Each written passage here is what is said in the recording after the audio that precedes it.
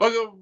It's still welcome back to the Brew Crew Podcast, everyone. I'm sure that first couple seconds is going to be awkward. This is episode 214 of the Brew Crew Podcast. Virtual. You're in a different state. This time I'm in a different state, but it doesn't matter. We're here. I'm in a beer state of mind. That's a good state to be in. The one thing before we get to it, the one thing I find with these recordings, and as we use Skype to record our distanced episodes, when it says starting recording, that's when it actually starts recording. When it says that it's recording, it's like 3 seconds. So we're sitting there looking like dummies. Yeah. I know. I noticed that happened with you and Mike, and it happens with us every single time.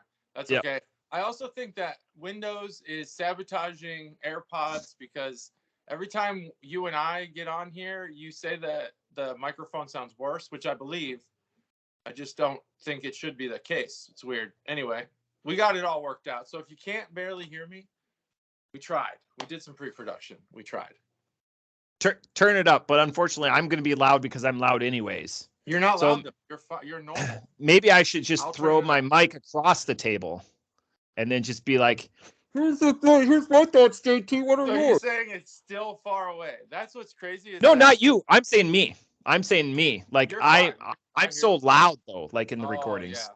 Well, the audio levels, maybe they adjust. Maybe that's what's happening is that the audio levels are adjusting, and then they don't have enough time to readjust to my voice in between. It's just audio technology. That's what the Brew Crew Podcast is all about. Bring the technology you need with your beer. All the audio tech innovations. That's what we do here. So I'm in Chicago. I'm going to hit some breweries here while I'm here. Metal Monkey for one. I'm thinking about maybe trying to hit Whiskey Hill as well. I know you're a big fan of Whiskey Hill. I'm going to try to hit them. See how are they this many years later? We've had a full pandemic. Did they get the butt chug push? Is what you're going to need to ask yourself. Butt chug push, but since the butt chug is no longer around, see if we. What lasted longer, the butt chug or Whiskey Hill? Well, definitely Whiskey Hill, because they're still around. Oh, okay. Apparently, you got me. Allegedly. Well, what you got going on? Well, you want to just kick off the beer, or we got any insights we want to jump into? If you want to get to the beer, otherwise, either or. Beer insights. Well, the one thing I wanted to talk about was the top Untapped in December is rife for content, especially when you do a beer podcast. So each of us have got a couple of emails. The first one I want to start off with is the top 10 craft beer breweries with 5-star check-ins or more. Oh, so I'm just going to run down really quick. Number 10, Dogfish Head. Mm-hmm. Number 9, Yingling. I saw that. I was like, interesting. Number 8, Sierra Nevada. Mm-hmm.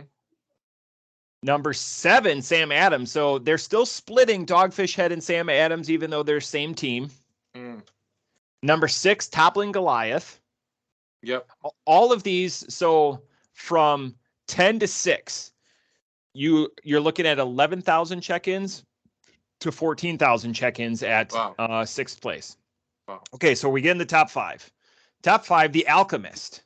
So The Alchemist with Hetty Topper, probably one of their flagship brews out of Vermont.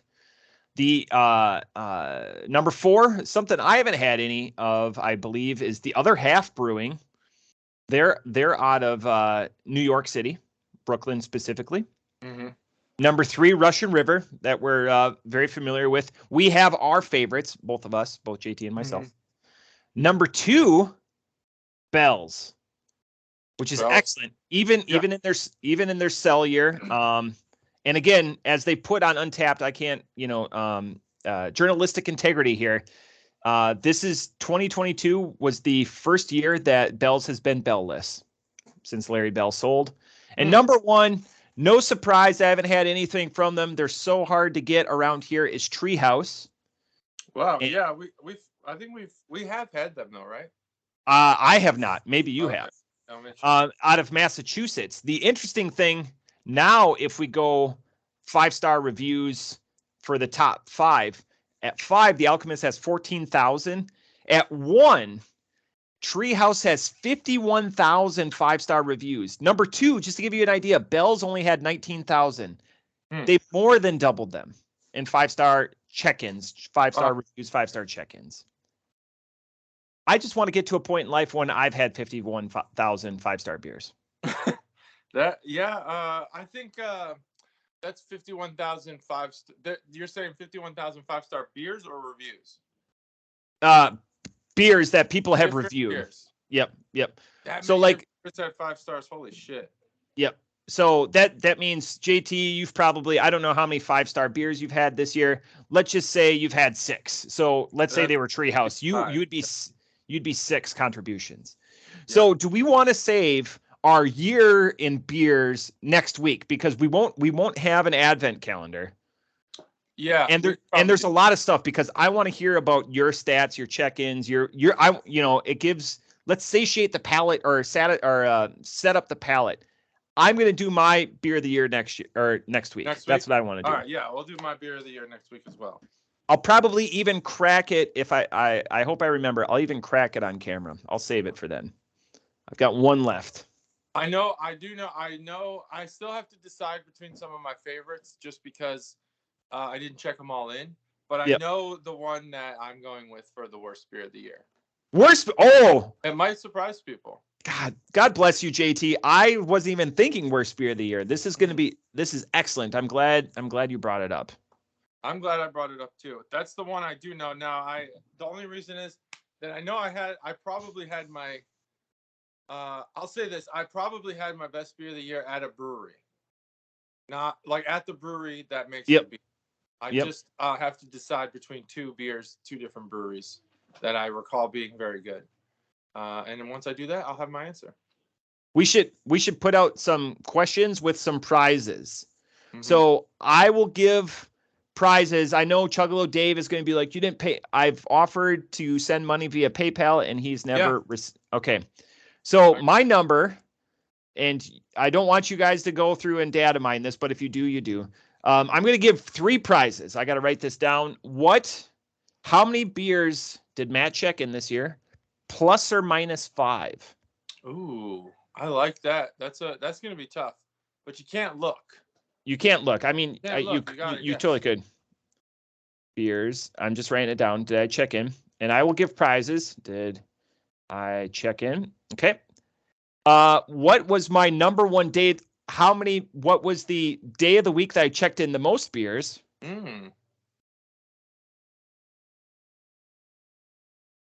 Okay. Yeah, that's a good question. Day of the week. Especially because of the interesting schedule you keep. Ooh, and here is the last one. How many different beer styles did I try this year? I have a good idea. How many? Okay. And I will for each prize, if you're local or whatever, if I'm out or whatever, I will pick up a bar tab. If you're distant, I will send money. But I'll figure it out. And beer styles. Sweet. Those are my prizes. So they're out in the open. Either shoot me a message private or put it down on the video comments, please. Yeah, put it in the comments. I'll levy the same challenge, but I'm gonna have to say my check-ins have been weak as hell. So don't make any wild high guesses. But I'll put the same out there. JT's being modest. He had way more check-ins than me. No. If that's the case, then boy, because you check in pretty much every beer unless you're deep. Unless you're deep into the day. That happens a lot more than then I try to reflexively go back, or like I take notes or whatever. Like when you say deep was accurate. Like if I'm deep in conversation or deep in like playing cribbage or something, like I was a couple of weeks ago. But anyways, so next week again we'll do our beers of the year. I like that we're going. I totally forgot about worst beer of the year, but the surprise for me on craft brewers is that Yuengling and Sam Adams are both. Do you postulate it's because of their reach?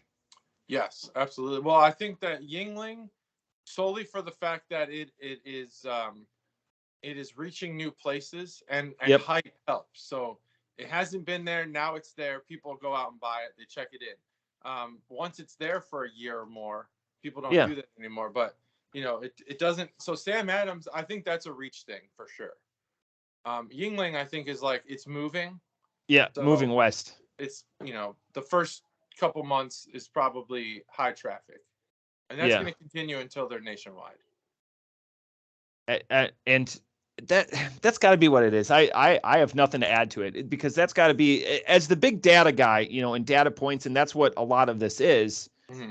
You're the resident expert. Like, there's nothing I can offer besides pixie dust and unicorns. Is why. No, I mean, well, this is all just geography, really. I think you can Yeah. offer plenty. It's just it's what do they call that? So when something's new and it's just hyped up, it's like Yingling Faddish. Like my dad, when he came to Ohio, he would always buy Yingling for people. Yep. And that's the same thing for me. But once it's there, no one wants that shit anymore. It's fine. No, people do drink it. Yeah. And it's a good beer. Yeah. But it's just like there's no need to go buy it, especially, Have you ever had a Yingling and been like, this is a 5? Because that's really the next question here. Probably when I first started drinking beer. Yeah. When I first joined the Navy, they served it in Virginia. Yeah. And I was like, whoa, what is this? This beer is excellent. But I hadn't had a ton of craft beer yet. So right. A 5 to me was like the best swill. Excellent. And that really, I don't think I have. I know people crave like their Hershey's porter. Mm-hmm. And black and tan, like as a mixture, like the best like beer batter I've ever had is a Yingling black and tan. Oh, that's interesting. But again, it's a really solid beer. I respect the people that ask me for it, when I bring it back, Mm-hmm. because what I bring back is, like Mick Golden Light, and I would put like, I drink, that's my, drink it when you're home type thing. Kind of like what you were saying with Yingling, drink it when it's available. But I would never be like, hey, everyone, it's a nostalgia thing for me. Right. And if anyone knows anything about me, I get, called, the guy with the nostalgia boner all the time because it always harkens back to a simpler time. Right. Absolutely. Yeah. Yeah. I guess I probably did when I was at the beginning. I'm just trying to think of a comparable question. Yeah, I guess that you answered it. So there's no sense in asking a follow-up there. But it would be like, now once it's there, it would be like, it's like Miller Lite. Let's just be honest. If you live beyond the reach of Yingling, it's like as accessible as Miller Lite. It's everywhere at the store. It's on the floor. It's in the cooler, wherever you want. On the floor. They put beer on the floor all these places. At Pat's all the time. That's why I keep telling people all the time, you got to look on the floor. You got to look on the floor. There's good beer on the floor. That's the thing. Most places put swill on the floor. Right. Like I always found it funny when Coors would always, they would be like super into or whatever. Their marketing would be like, we cold filter. It's always cold. And then you go to Speedway and it's sitting on the floor outside the cooler. And it's been there for a month, Cold filtered, stored, room temperature. Yeah, exactly. So that's funny.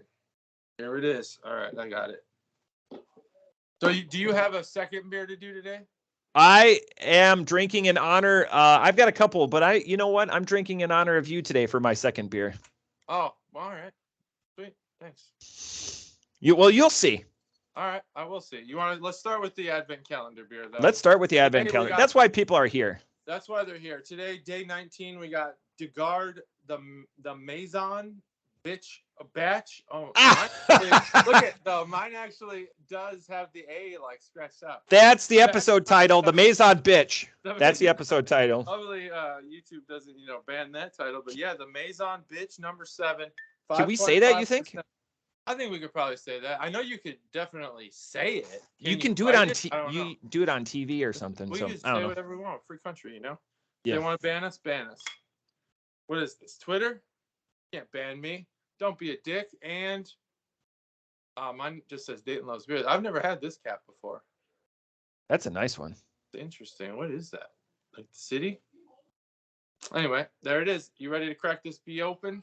I got my new bottle opener from Chuggalos Mom. Magnetic. Here we go. Oh, magnet. Oh, jealous. Yeah. 3, 2, 1.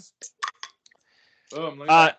Chuggalo Ryan in his latest episode tried to do the arm trick like I normally do and he gave her some horsepower and it didn't work. Oh yeah, with the arm trick. I don't know that one. That's the one where I go like this. Oh, where you do that on a twist off. So this is a sour cuvee. Cuvée. For people, for the non-initiated, and that's fine. All of us are not. Think of this is a wild ale. It's a sour cuvee. It's an interesting say of just saying spontaneously fermented wild ale. Yeah. Okay. Yep. And I did want to say real quick before I had to close this page on Google. I was listening to a podcast on my way up here. Now, I don't endorse any other podcast, but the Brew Crew podcast. Only listen to the Brew Crew podcast when you're driving. But I was listening to another, because I've heard all the episodes of the Brew Crew podcast. They quoted Pliny the Elder. It was crazy.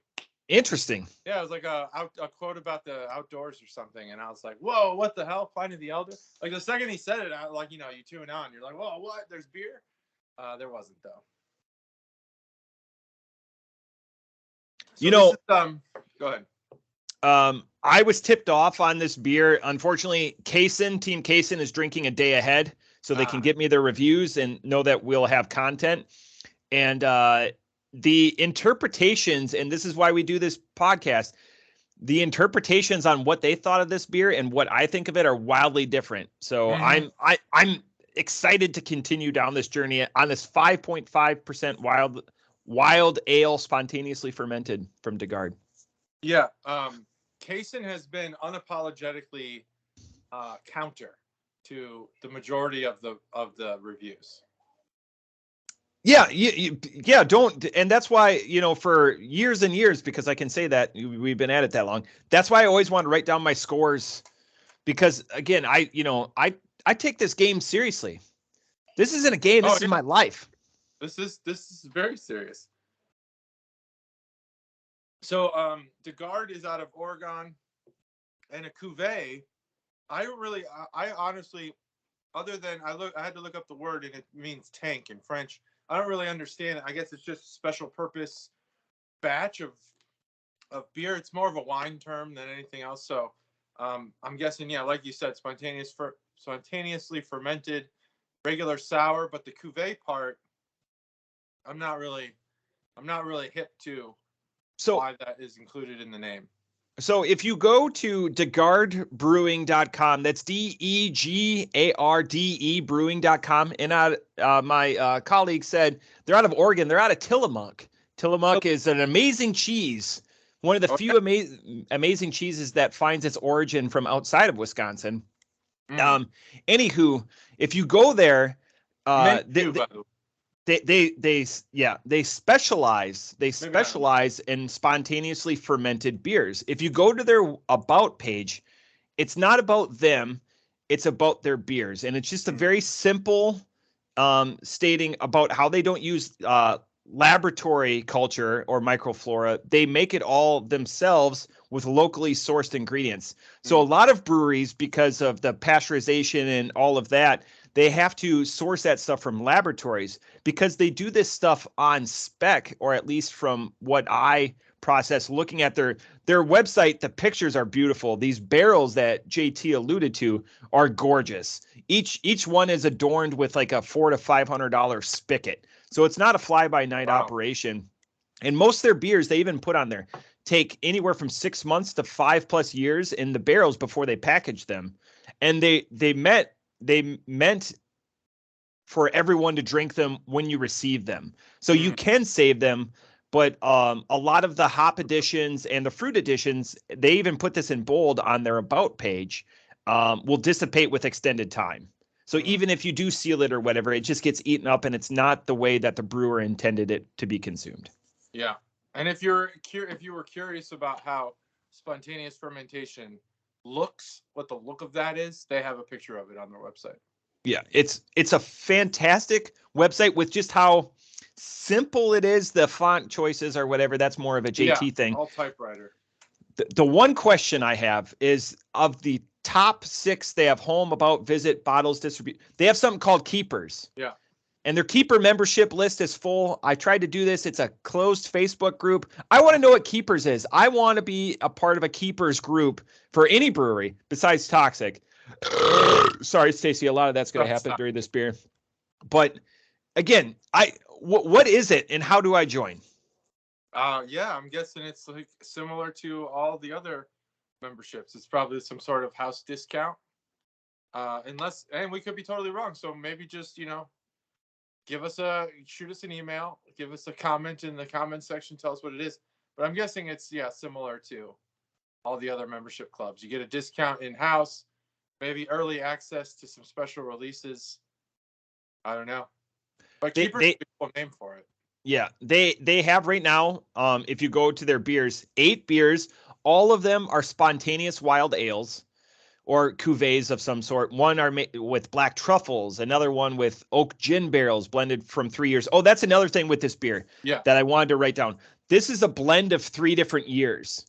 So this isn't just 2022, 2021. This is a blend of multiple years, and then that's where it gives you the variety on the palate. It's think of a winemaker's blend, because they do wine here also. They're in the northern part of wine country, but they take it and blend it from multiple different years and multiple different ages or whatever to give it that, complexity, if you will. I had no idea. This is also oak aged. Yep. Barrel aged. Yeah.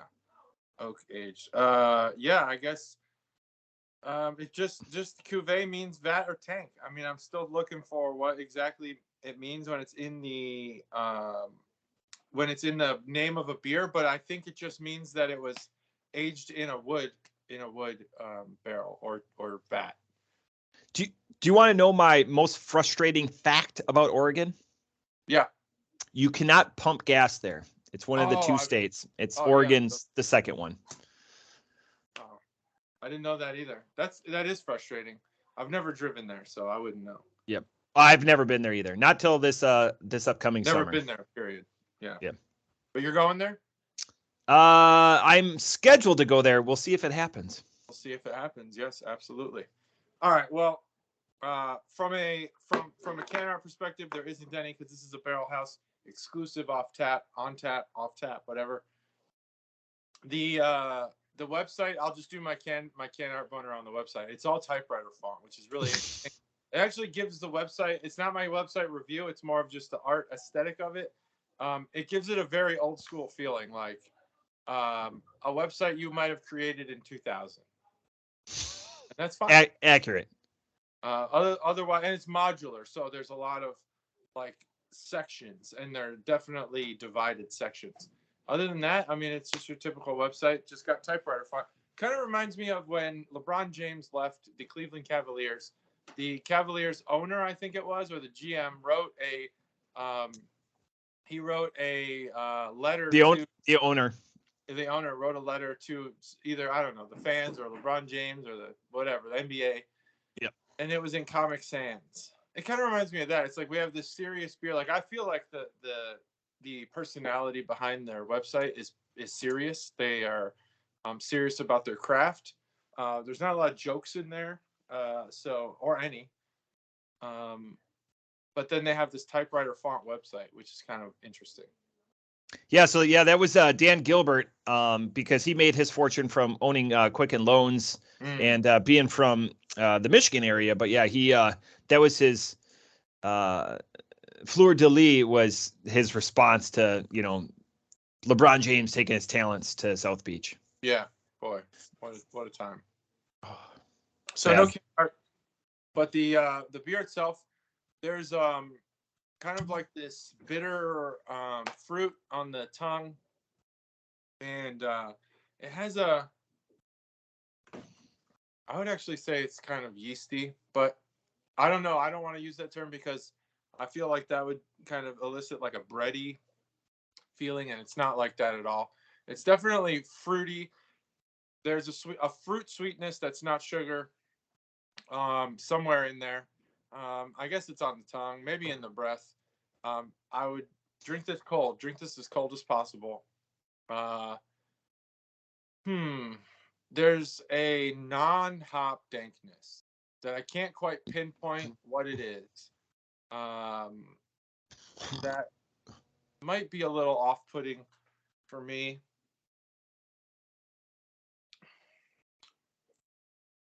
I mean, overall, I think this beer is good.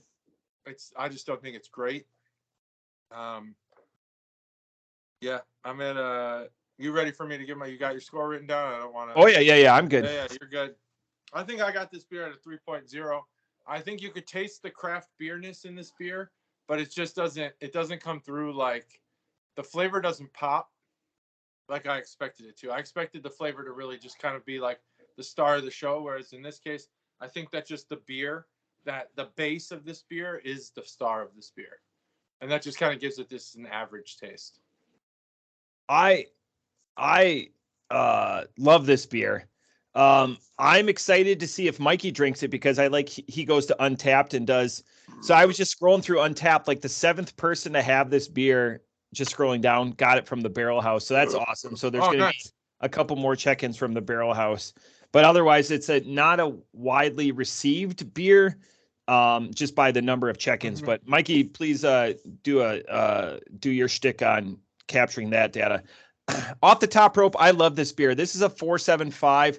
This is how you can excel in a beer without having too much of a fruit do the work. Like you're just letting that spontaneous fermentation do the work. I was looking at a couple of their other craft recipes. This is no longer available on their website. By the way, if you do go to their website, they have an interesting, like you can buy bottles by appointment. And so it's just interesting. Like I think they're serious scientists or brewmasters when it comes to it.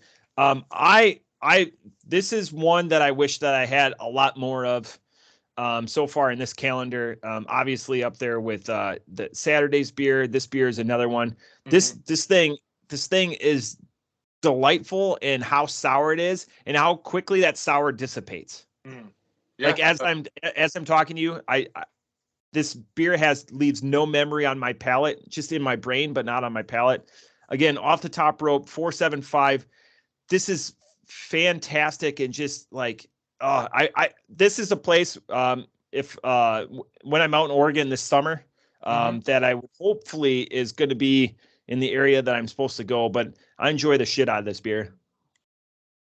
All right.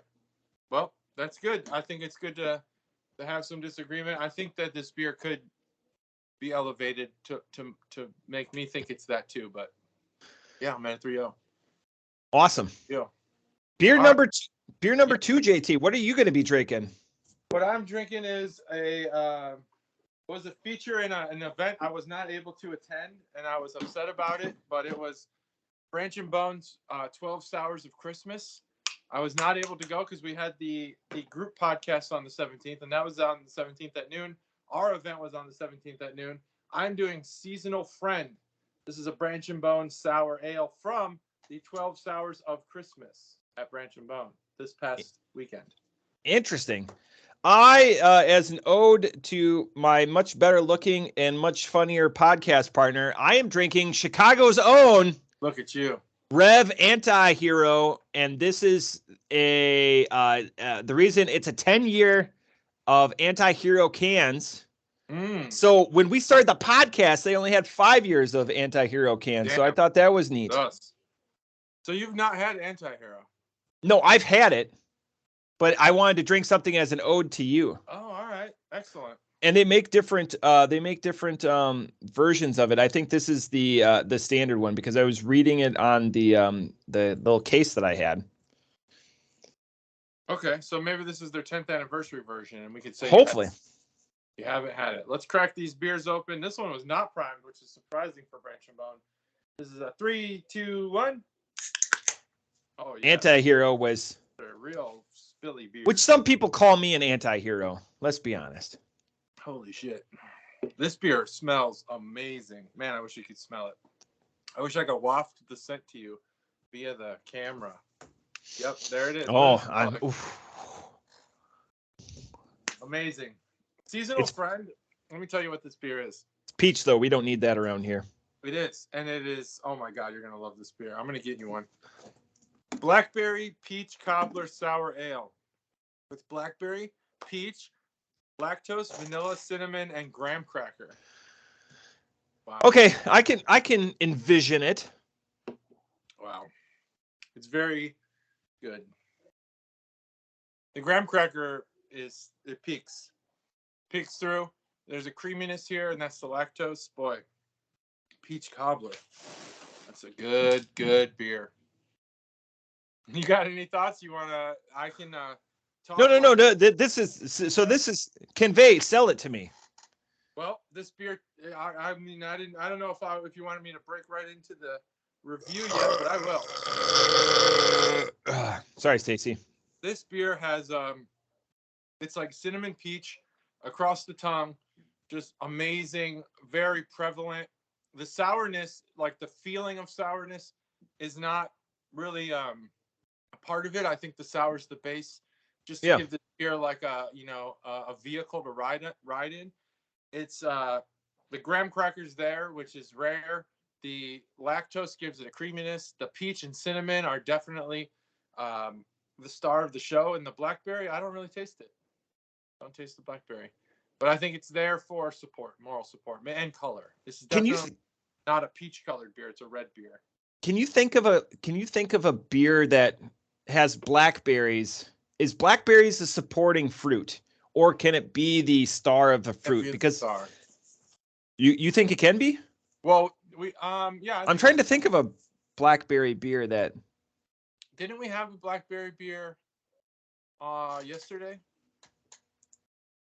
No, that was the black IPA. What did we have the day before the 17th? It was sour beer. The Three Fontaine, that had a blackberry. Maybe it wasn't the star of the show, but I think it. Yeah, that's my question though. Can blackberry be like? Can you just do like a blackberry beer and then be like, wow, like I can really taste the blackberry? I don't know. That's a good question. Yeah, I don't know. I think blackberry is one of those supporting fruits. Yeah, it's got to be. Just gives it that extra berry. Gives it a little extra fruit. A filler berry? A filler berry, yeah. I think it probably gives it some sweetness and some color. Probably more color than anything else. It's like watching, let's deal in modern times. It's like the third son on Home Improvement. He was the filler child. Oh yeah, his jokes suck. And then later, then they made him into emo goth kid or whatever. They tried to develop him, but still at that time he was always third fiddle.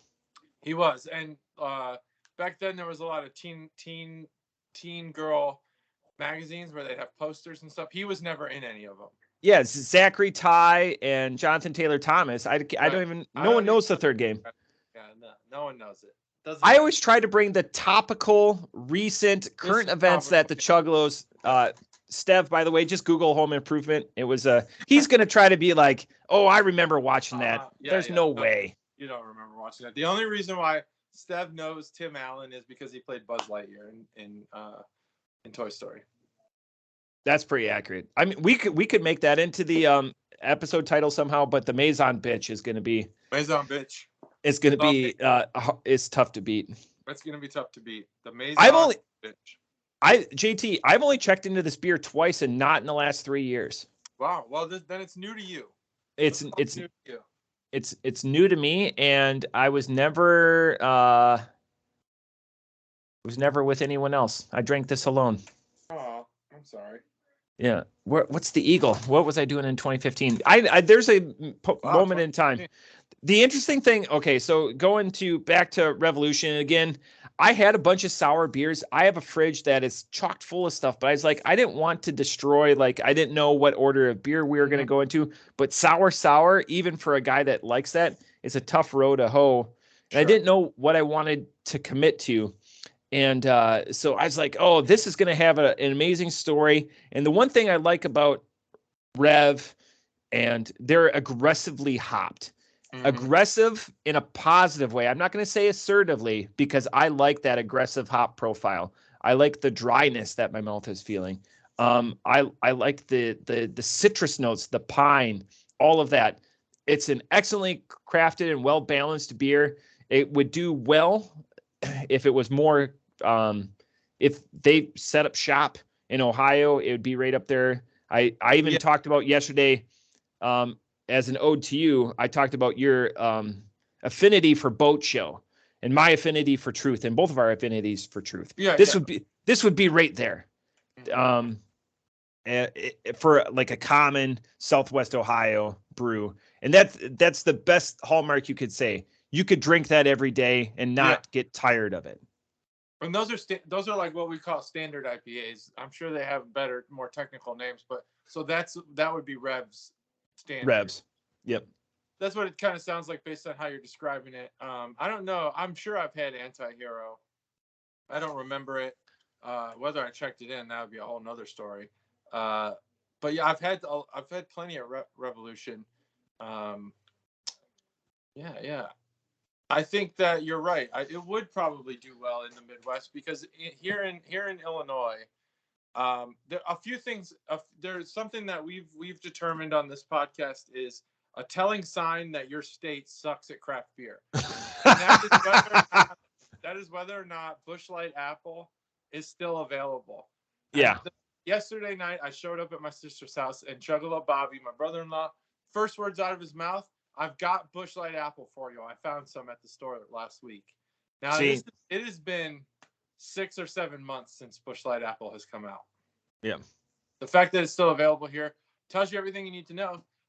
And the top brewery here, the craft brewery, which is Goose Island, they're making beer that is definitely beneath Revolution, I think, is making superior beer to Goose Island, and should be probably considered the Chicago brewery. Even considering their logo and everything is total Chicago.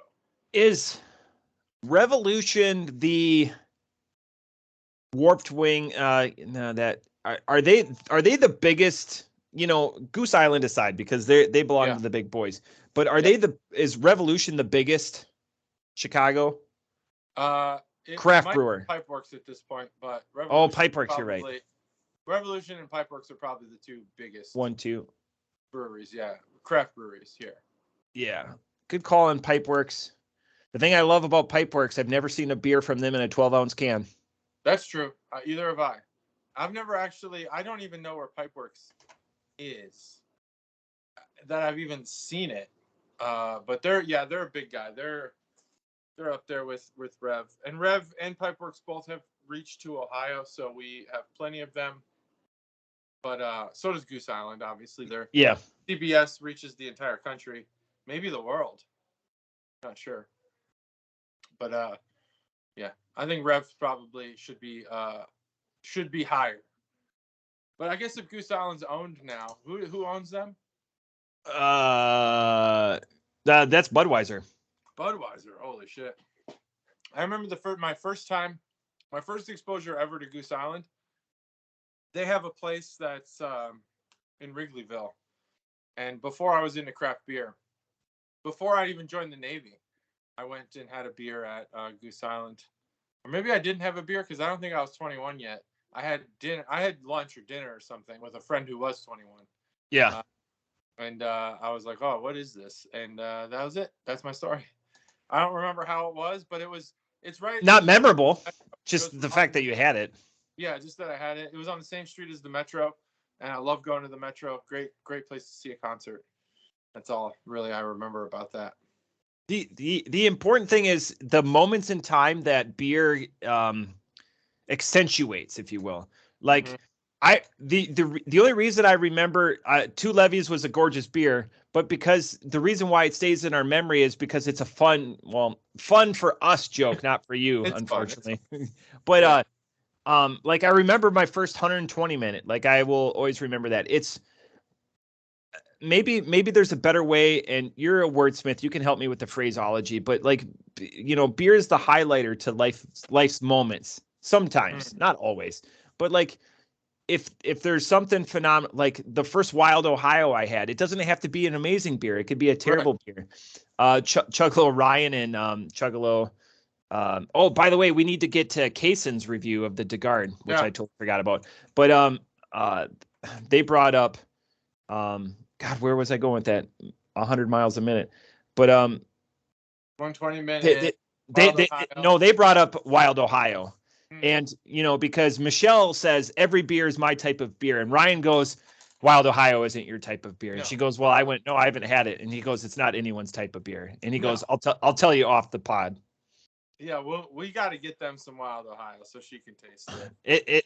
Some will be coming home. So, anyways, back, and I apologize. We're going back in time to the Garde. We're gonna go to Team Case. All right. And Jason goes, tastes like barrel. And then Kate commented on him and said, I think he nailed that in 3 words, but he gave a full review. Just kidding. This is what he says. This is a 4.75. His favorite so far. The strong OJ taste, and this is why I thought I wasn't going to like it. Bitterness. I can see that bitterness being. You could see the OJ though? I could see that that one little taste that I was talking about being like bitter, but not hops. Yeah. That could be the mixture of toothpaste and orange juice bitterness. That not in the flavor, but in the bitterness, just the feeling. You just your flavor combinations. You could be a jelly bean master for like the Harry Potter jelly bean game. Like I don't want to taste boogers and stuff.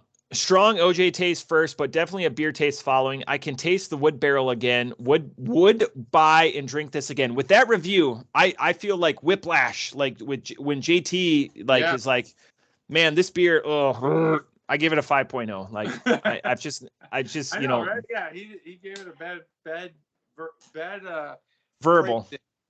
Yeah. And then Kate goes, I can taste the dextrose, maltodextrin, citric acid, and yellow number 5. Damn. I guarantee none of those are in that beer. No. AKA tastes like orange pixie stick alcohol. Woody finish for sure on this. I think this is a great start to a day of mimosa drinking. Sunday fun day. I give it a 3.75. The whiplash from both of your guys' comments. Mm-hmm. But again, I was expecting orange. I didn't get orange at all. Orange would have hindered my score on it, but I'm sorry that I totally forgot about Team Kason joining us from up in Wisconsin. But again, great times. And JT, fun day with these did you shit. If you get that joke, then we can be friends. Did you see the sexy picture that they sent us yesterday? No. So they were drinking. This is let it focus. That's what they were drinking the Garde. Look at that. Laying down in front of the fire. Yep. I don't know who's happier. I know I am. Packers pajamas. I know. I see Jason like that. I'm going to keep shaking, but I see Jason like that. That makes me happy. Whose future's brighter? People wearing Green Bay Packers pajamas or people wearing Bears pajamas? I think both teams have to question their future. Or both teams. I think just both individuals. Pretty right, but I came here yesterday and like the whole family was all in Bears pajamas. It made me feel good because living in Ohio, I forget sometimes just like how absolutely ingrained into Chicago sports people are here in Chicago. It's big. That's why it was a staple on Saturday Night Live with like George Wendt, Chris Farley, and those guys. Like they don't do that for Cleveland sports. They don't do it for other sports. Yeah. Don't talk to me about LA sports. No one's from LA, It's just like I remember when I left here and went and joined the Navy, I thought there's high style, there's like Fashion Week style where you wear shit that no one ever buys. And then there's Chicago style, which is like all of the sports t-shirts, sweaters, fucking pajama pants, all that stuff. That is its own fashion. You could have a runway fashion show of just Chicago sports clothes and people would show up to that because like here it's the serious fucking business. I still miss my starter jacket. I wish I still had my Green Bay the pullover one, not the pullover. Pullover, which was the precursor to the hoodie. Was the starter jacket. The pullover starter. I don't know what happened to mine. I'm sad to this day knowing that 90s without hoodies. I have no clue. I don't know how I got through the 90s, but 90s a lot of fun. 80s best movies. 90s are good too. My 20s were my best decade. And I'm on the precipice of looking at another decade, so it's going to happen. Yeah, I would say the 20s were a good decade. Probably. Way better than my 30s. But 30s was family. 20s wasn't. I like the and you still got a few years yet, my friend. A couple of years, yeah. But I'm getting there. I had a haircut this morning. Just all gray, just the whole thing. No, whole cape filled with gray hairs. It was terrible. I was looking through pictures of us back here a couple of years ago. I was just yesterday. I was going through some stuff, and it's amazing. Like, just the transformation, even in that small. Like, you see somebody daily or weekly or whatever like that. You don't see it, but then you take 4 or 5 years of pictures, and then you look at, and it's great. That to me is crazy. Huge, yeah, huge. You haven't aged at all. Me? That's what people say. And then my older sister's like, oh, everyone says that, you look older than me. And I'm like, whatever floats your boat. Whatever floats her boat. That's true. All right. Revolution, anti-hero. Do you have an updated score, or you have a score? Off the top rope, just a quick shot, 375. This could be a daily drinker. It's in that top echelon. It's not truth. It's not boat show, but it's still good. I appreciate it. 375. Excellent review. Love it. Seasonal friend, Branch and Bone. This beer is excellent. It gives you every single flavor that they tell you they're going to. This beer is a 5.0. It's like eating dessert, but in a liquid, and I fucking love it. It's a 5. Is for breweries, is that with Nipcock or Branch and Bone you have more 5s with? Oh, they're close, right? That's gonna take some research. Yeah, that's close. I think Branch and Bone probably. Because you've had more of them? Probably, yeah. So would the ratio be the same for every 10 beers of Branch and Bone, 5 are, for every 6 Nipcock, 3 are 5s? I'll say this. I think that I would have more straightaway 5s with Branch and Bone. Yeah. But I think the scale would tilt towards Nipcock in like 4, 4.25, 4.5, 4.75s. Just all their beers hit like amazingly. And Branch and Bone makes some beers that are like what you're saying, pretty standard 3.75s. They're good for what they are. Yep. But they're not gonna knock your socks off. Is Branch and Bone for you graded against other Branch and Bones? Has it made that special categorization that we tend to do? Yeah, probably. Yeah, I think it's definitely in sours. It's rated against, I think, itself, and maybe I bring in some nowhere in particular and rate them as one category. But IPA and stuff, they fall in line. I rate them comparable to everyone else. Interesting. Yeah, it's just that they do sour so much better. So they're like you said, their sour program is on par with any of the big guys. Like, if Branch and Bone had a bigger reach or a bigger distribution because they self-distribute, you would think they could go to battle. And like, that's not their hyperbole. Sour program is it's probably them and nowhere in particular and no one else. Or maybe Urban Artifact. But big guys, I don't know how big we're going here. I don't think they compete in the sour category at all. Oh, you don't think that? I think Branch and Bone, nowhere in particular, and Urban Artifact are the standard. I don't think the big guys compete. Interesting. Like, who makes a sour other than those three that you're like, oh, this is it? Illuminated. Illuminated. Yeah. Was that one a sour? Yeah, that was a sour. A lot of those blow your mind. I mean, when's the last time you had a blow your mind 5 IPA? But like these gimmicked beers, that's what or like the big beers, the Ale Fest, the barley wines, the Woodjas, like all of that stuff. It is a 5 IPA possible anymore? No. I tend to be right there with you. This is why rom-coms don't make $300 million to $1 billion in theaters. They're movies you go see because you want to just see something comfortable. You can laugh, you can cry, you get a good story out of it. That's it. But if you want to see a movie that's gonna like blow your mind, you're gonna go see like the Avengers. You're gonna go see the big blockbuster movies, but they're not gonna win Oscars. Yeah. You're gonna get the American Beer Festival awards on an IPA. This was the best IPA out of all the IPAs. I mean, think about how hard that must be to judge. And again, folks, this is why we're good. We don't have talking points. The conversation just goes the way it does. And we can pull this shit out like a katana. Like, who would have thought that he would have brought out rom-coms as a way like IPAs. Like, again, there's not a blockbuster. Yeah. There's not a blockbuster IPA. Yeah.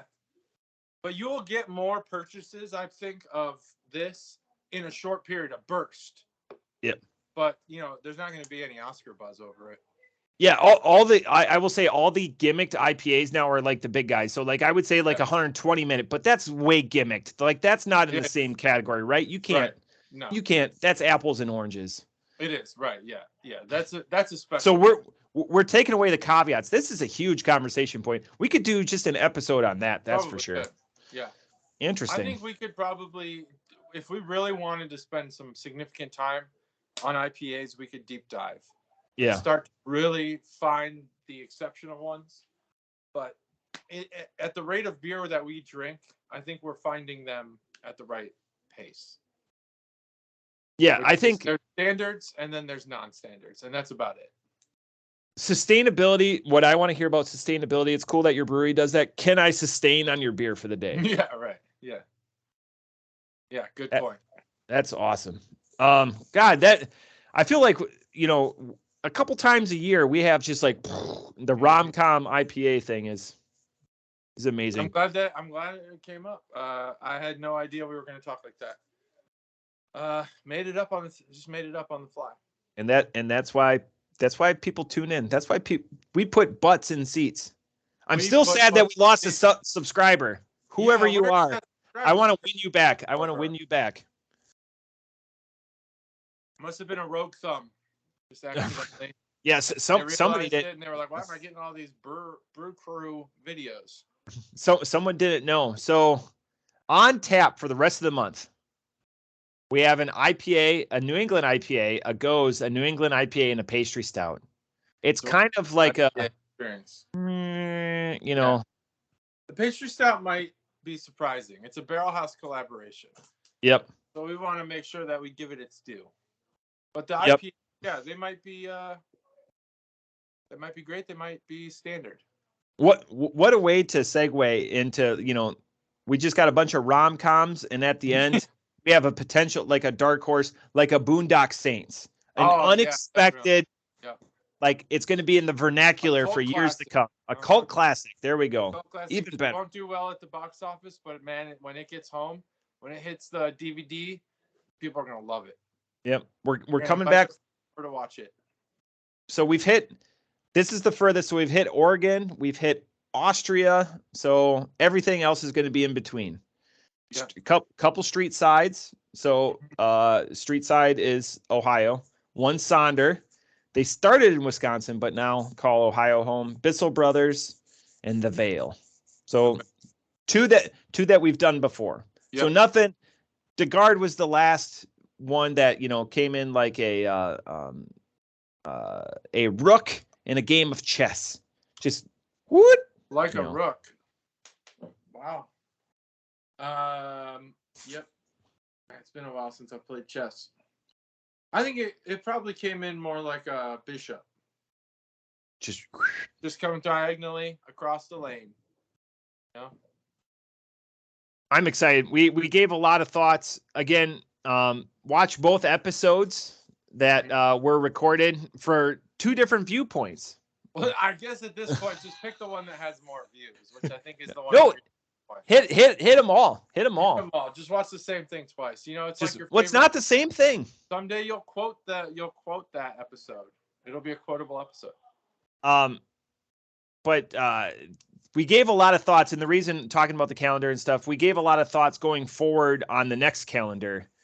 And we want your input because obviously if you're listening, you have an interest in it. There's a better than 95% chance that you are in next year's calendar. There is. That's probably true. Even if all 78 subscribers, hopefully 79, watch all the way to this point in the episode, 54 minutes in, you definitely are probably going to be in the calendar. JT, you have my word. If we get 50 calendars next year sold, I will buy your calendar. No shit. Yep. So wow. Just start. You're in Chicago. You're in the second city, the third largest city by population. Do your best to sell it to people. Just so everyone knows, the second city does not mean that it is second to anyone. It is the first city. It is the reason why they call it the second city is because of the Great Chicago Fire. It's the second time the city was built. Also, the amazing comedy troupe is called the Second City. They're called Second City after that nickname. I just want to make sure that none of the Wisconsin fans that we have on this show think that there's some like second run that Chicago's some second city to somebody else. It's not. It's the first city. Yep. First in the country at being awesome. Third in population. These are the stats I bring. First in cool people population. Third in regular people population. First in cool people. That's right. Cool people. That's because it gets cold here and everyone's so cool. Yep. Everyone just is getting blown away because it is the Windy City. And that's another thing. People don't really know what the Windy City means either. It is windy here. Is it because everyone breaks wind? Tell us. It's because, well, I didn't know if you wanted me to stop. No, I like it. I like facts. It's called the Windy City because Chicago was like the original place where politicians were full of shit, full of hot air and wind. The Windy City is a term used to describe the politicians. That one I didn't know. Oh, you did know the Second City one? Yeah, because I toured it, like the White City and everything. I toured it because the White City. Do you remember the White City? No. Because the World's Fair, they painted, they like what Los Angeles is going to do when they host the Olympics. They're just going to move all the homeless people out of like the main thoroughfares and then for all of the functions. But that's what we do. We just kids learn this at a young age. You stuff everything under the bed or into the closet. Room's clean, mom and dad. Winning. Yep. Or you don't and you just ignore it, like Qatar in the World Cup. Boy, that was only an issue for like a second. Yep. Once the game started, no one gave a shit about women. Beer related, they originally were going to allow all that beer. I don't know what they're going to do with that Budweiser because it's just sitting there still. You know what? I say they just hold. I say because they're on their way out and there should be no penalty, just wet t-shirt contest with Budweiser in the middle of the streets of Qatar. See what happens, Right there in Doha. Yep. Let them experience what it's like. Just be free for a second. That's all. That's all. That's it. And of course, there'll probably be arrests. That's it. That's it. This is our last. So if you have anything, this is our last big mothership episode before the high holiday and the as we peter out the rest of the calendar. Peter out. Yep. Peter out. That's my prediction. Yeah. Next year, only great beers. Maybe a third of them being shitty, but they'll all be great reviews. All of these have been great reviews. I have brought my A game every review. I've brought my A game every time. I actually had a 4-minute video yesterday, and you didn't even mention it. I just wanted to keep. It was like 3:56. 4 minutes basically. Here's a secret. I actually watched it, JT. That's amazing because it was short, right? Yeah. Peyton names on stairs and going downstairs and. I gotta give you a tour of the United Center for you. That was for you. I watched it. Yeah, good. I'm glad you did. I just if watched. If you want to see the United Center basement, check out that video where I do a review the background. Black IPA. Yeah, background. This is the Blackhawks wing. Heart. That's it. That is episode 214.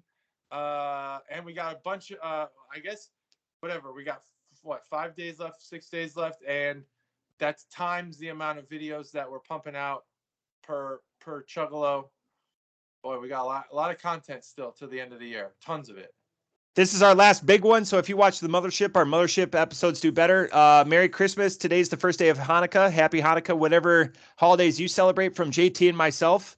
Hopefully that you're able to just spend it with family or loved ones or doing what you want to do. And hopefully with the ability to crack a cold one. Hell yeah. Crack a cold one. Happy holidays. Cheers.